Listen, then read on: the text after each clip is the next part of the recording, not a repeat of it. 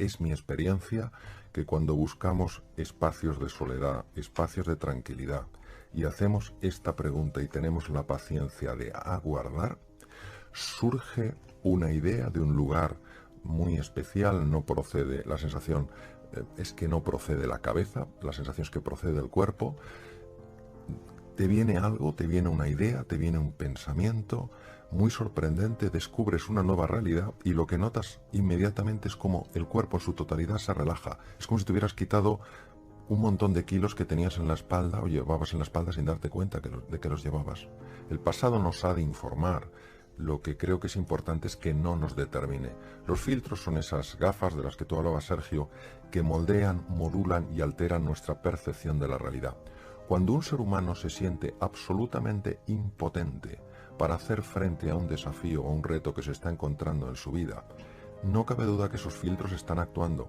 No quiere decir para nada que el problema no sea difícil, el problema puede ser muy complejo. Cuando tenemos esa sensación de absoluta impotencia es porque hay una creencia limitante. Siempre hay un camino, a lo mejor no un camino para resolver perfectamente el problema, sí un camino para darle una respuesta a ese problema, a ese reto.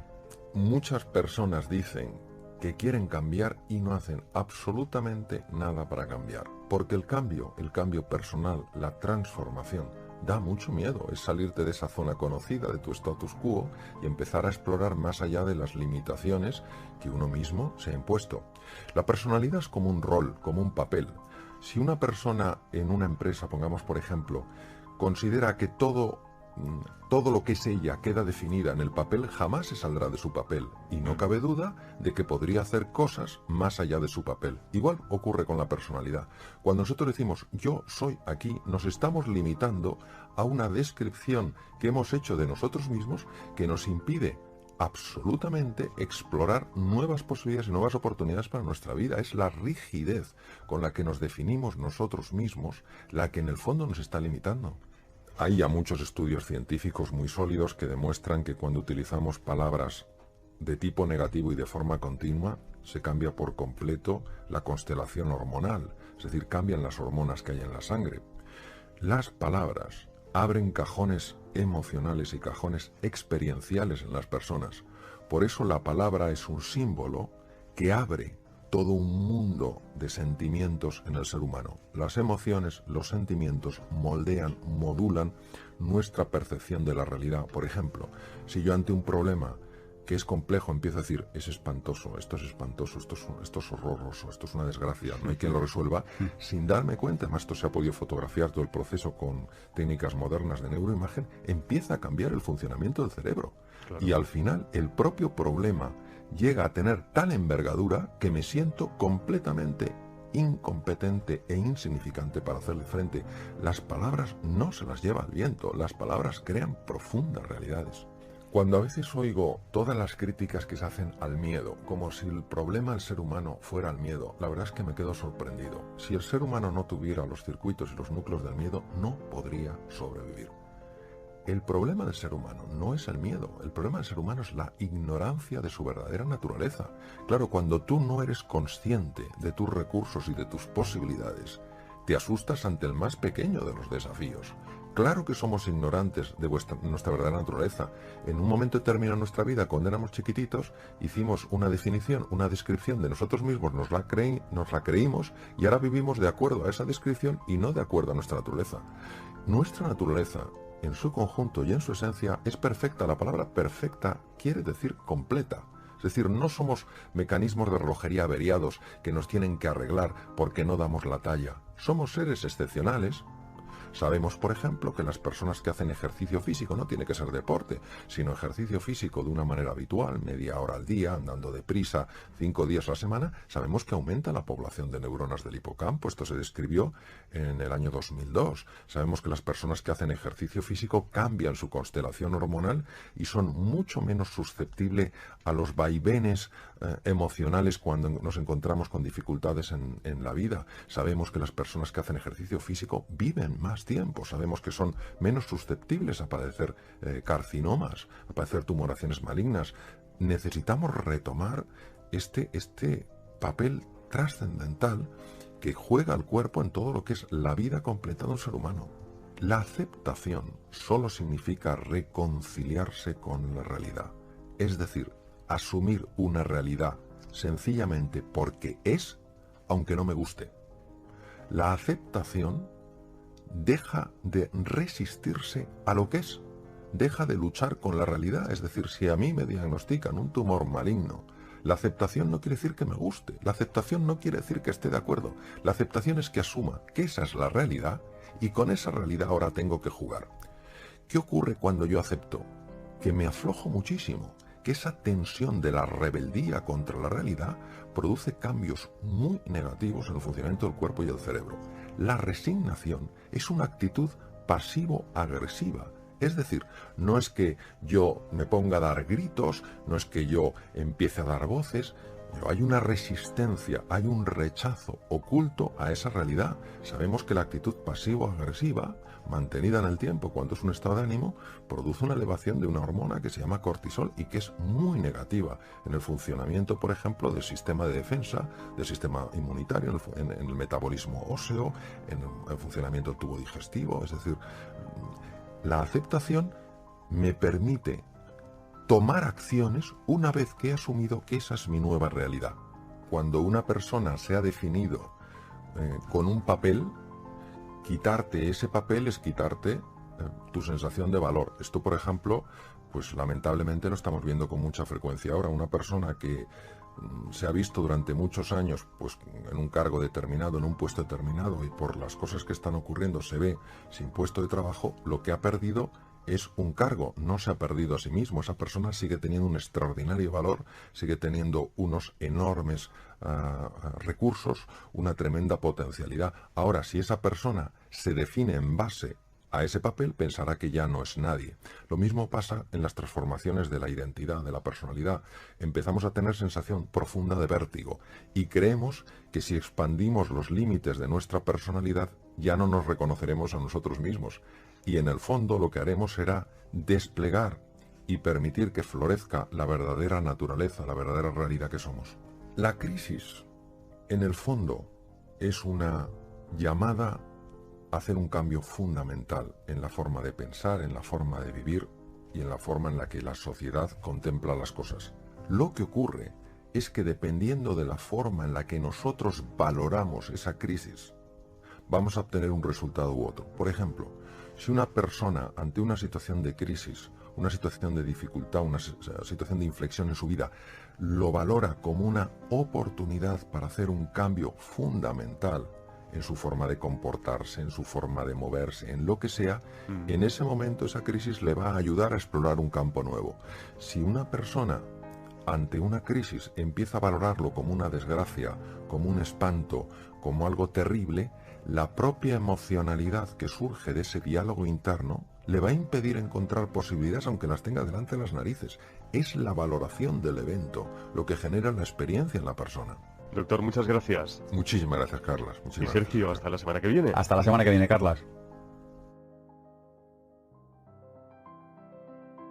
Hablas de un diálogo interior disfuncional, que es uno de los mayores peligros que tenemos. Diálogo interior disfuncional, habrá gente que le sonará chino. Explícanos qué es esto, pero sobre todo, Mario, ¿cómo podemos acabar con ese diálogo interior que nos impide hacer lo que tenemos que hacer, lo que íntimamente sabemos que tenemos que hacer? El filósofo español José Ortega y Gasset, una de las cosas que dijo es: las ideas las tenemos, en las creencias estamos. Las creencias son certezas que vivimos a nivel inconsciente, nos las cuestionamos y alteran por completo la forma en la que vemos las cosas.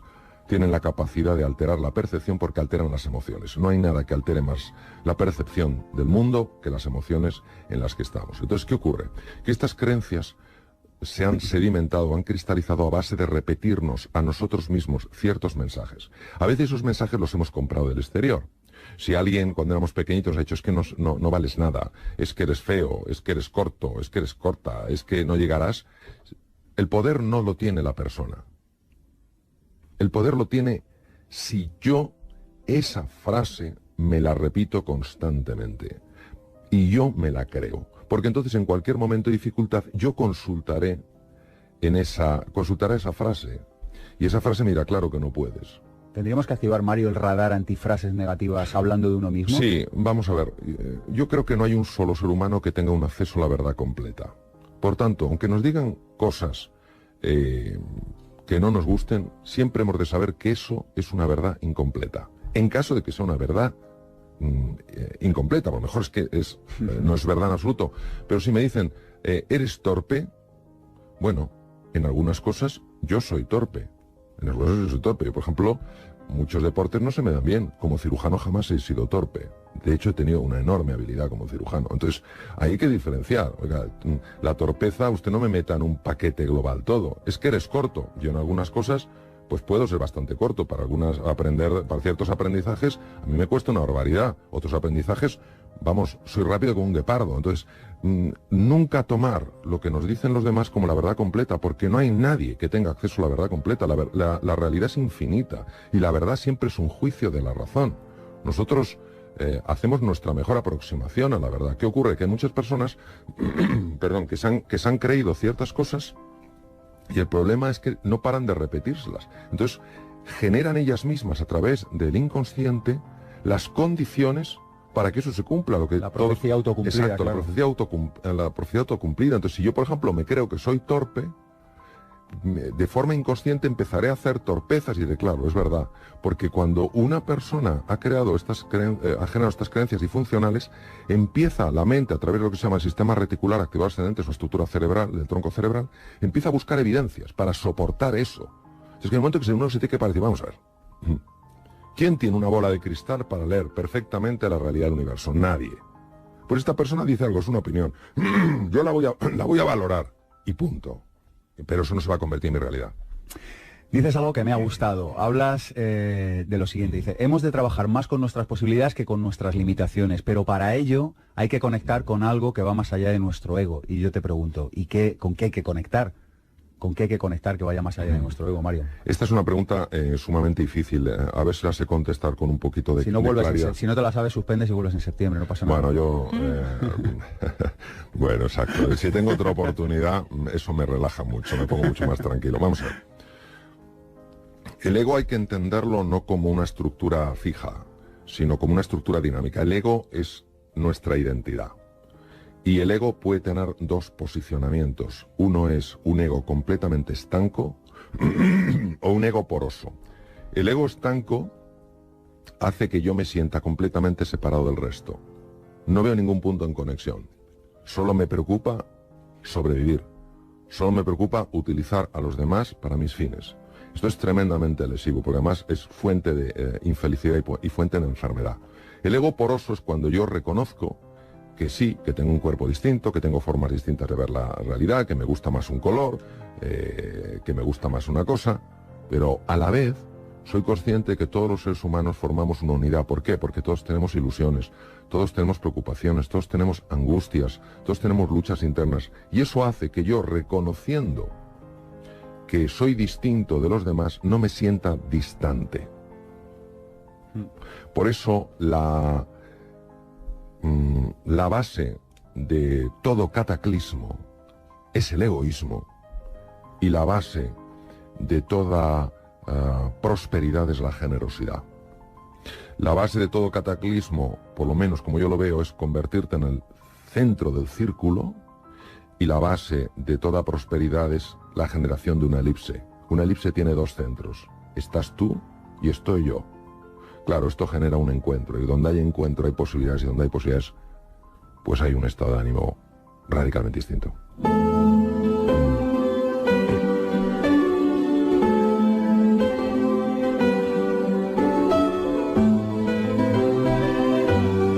Mario, te propongo frases que he encontrado en tu libro y nos explicas por qué las has puesto, ¿te parece? Vale. A por ello. La imaginación es más importante que el conocimiento. Einstein. La imaginación es la cualidad del ser humano que le permite crear realidades que en principio no existen, y una vez que las ha creado en su mente, las puede hacer realidad. Dentro de cada uno de nosotros hay algo de extraordinaria grandeza que viene determinado no por lo que tenemos, sino por lo que somos. El ser, la existencia, la fuente de la vida, por definición es unidad, es verdad, es bondad y es belleza. Donde no hay dirección, hay deriva. Las personas podemos tolerar perfectamente la ambigüedad, el cambio y la incertidumbre. Lo que no podemos tolerar es la desorientación. Ver lo extraordinario en lo ordinario nos permite relacionarnos con la vida de una forma más apasionante. Esta me encanta. Einstein decía en la vida, o nada es un milagro o todo es un milagro. Me pido lo segundo. Sí, claro. Yo también. Todos tenemos razones para justificar de una forma creíble para nosotros por qué no podemos o pudimos alcanzar algo. La atención es el canal que permite que la información llegue al cerebro. Si yo la dirijo hacia aquello que me falta, hacia aquello que no soy, hacia aquello que no he alcanzado, lo lógico es que mi estado de ánimo caiga. Cuando veas a un hombre bueno, trata de imitarlo. Cuando veas a un hombre malo, examínate a ti mismo. Sí, porque proyectamos las cosas que no toleramos en nosotros en los demás. La única manera en la que la creatividad aflora es cuando nos topamos con un muro. Porque cuando nos topamos con un muro y nos pegamos con el muro y el muro no se rompe, solo hay dos opciones que podemos tomar. La primera es abandonar y la segunda es encontrar un camino. Sabemos perfectamente que la creatividad se despliega y la inteligencia se abre precisamente cuando encontramos la dificultad. Lo que pasa es que como no nos gusta nada sufrir, en cuanto empezamos a notar que darle golpes al muro duele, lo normal es que abandonemos. ¿Cuántas personas, porque han seguido, porque han creído en sus posibilidades, han descubierto que todo muro tiene unas microfracturas y que por las microfracturas poco a poco te puedes ir colando?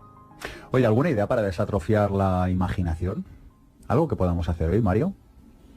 Yo creo que hay que tener mucha más hambre, mucha más ambición que no avaricia por alcanzar la propia plenitud. Yo creo que caemos con mucha facilidad en el conformismo, que en cuanto hacemos una cosa con un cierto nivel de competencia ya no aspiramos a la maestría. Enseguida nos acomodamos. Y creo que este hambre, estas ganas de aprender, estas ganas de progresar, estas ganas de avanzar, no hay que perderlas nunca. Yo he visto personas, me invitaron hace unos años los cocineros del País Vasco para hablar de creatividad con ellos. Fíjate qué cosa hablar de creatividad con ellos cuando tendría que haber sido yo el alumno.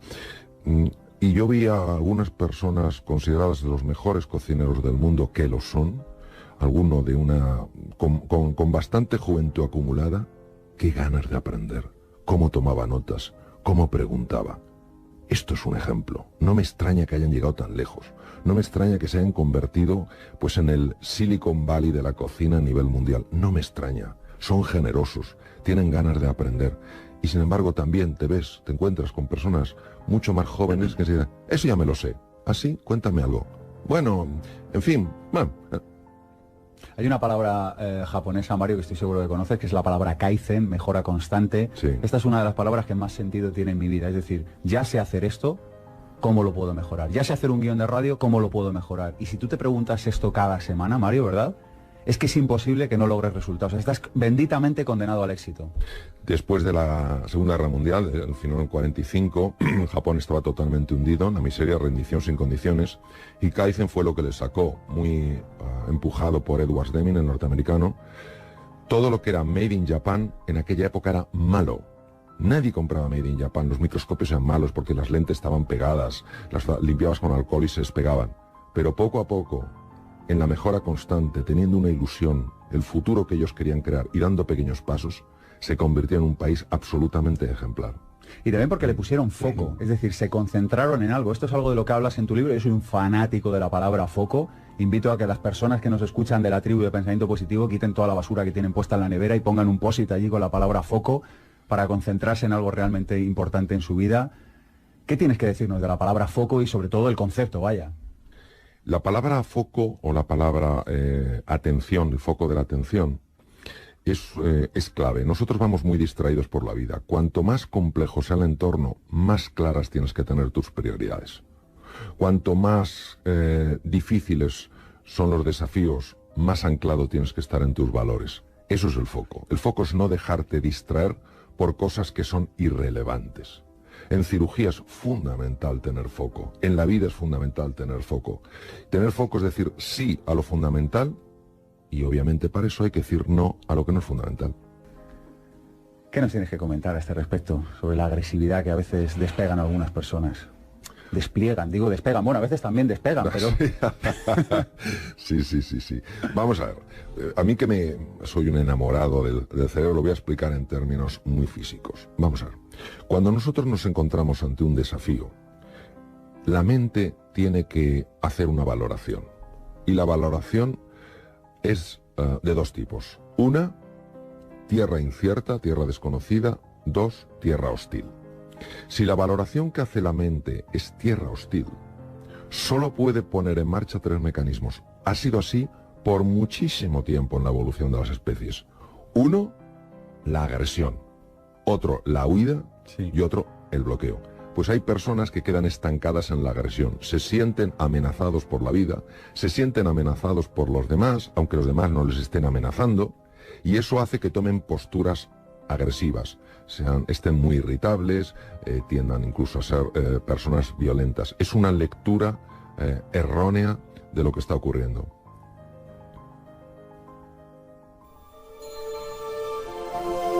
Para mantener la salud, el ser humano debe tener un objetivo, un propósito en la vida que respete y por el que se sienta orgulloso de luchar. La inspiración en un ideal y en un propósito común es la mejor manera de ayudar a cada persona a soportar las penalidades. Hans Selye. Hemos encontrado este texto en tu libro y nos ha hecho ilusión encontrarlo. Y a mí me hizo mucha ilusión cuando me encontré con él hace unos años. A ver, Hans Selye, la persona que utilizó por primera vez en la historia el término estrés fue el profesor Walter Cannon en 1928, catedrático en Harvard. Y en los años 30, Hans Selye, que emigró de Europa del Este a Canadá, descubrió la mayor parte de lo que hoy conocemos sobre el estrés, sobre estas reacciones, estas respuestas del organismo cuando nos encontramos con momentos complejos. Entonces, ¿qué pasa? Pues que en un momento determinado le preguntaron al profesor Selye, Hans Selye, y dijeron, profesor, ¿qué podemos hacer para reducir la cantidad de estrés que hay en la vida? Y él dijo, pues querer más a tu vecino. ¿Por qué? Porque el estudio más largo que conozco, creo que es el más largo que existe, que duró 20 años, demostró que la principal causa del estrés negativo, que se llama distrés, que es muy dañino para la salud, es la pobre comunicación entre las personas. Cuando nos encontramos unos con otros, inmediatamente nos posicionamos, amigo o enemigo. Y a veces eso no tiene que ver con la persona que tenemos enfrente, sino con experiencias previas. Yo qué sé, si esa persona tiene un aspecto parecido a alguien que en un cierto momento nos pegó, el cerebro trabaja con asociaciones.